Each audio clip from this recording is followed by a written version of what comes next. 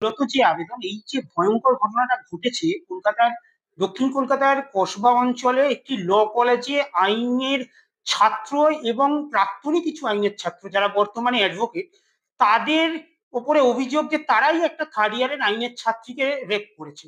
তো gang rape প্রচন্ড ভয়ঙ্কর একটা অ্যালিগেশন, তাও একটা ল কলেজের মধ্যে।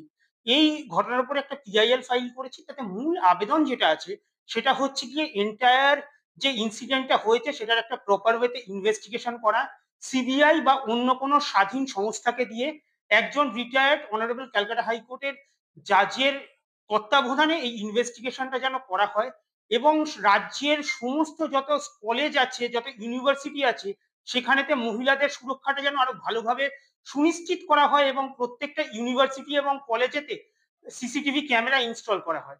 এই মূলত হচ্ছে গিয়ে আমার আবেদন এই পিআইএল তে। এবং আজকে অনারেবল হাইকোর্টের মহামান্য বিচারপতি সৌমেন সেনের ডিভিশন বেঞ্চে এই মামলাটি লিভ নেওয়া হয়, অনুমতি দিল ক্যালকাটা হাইকোর্ট।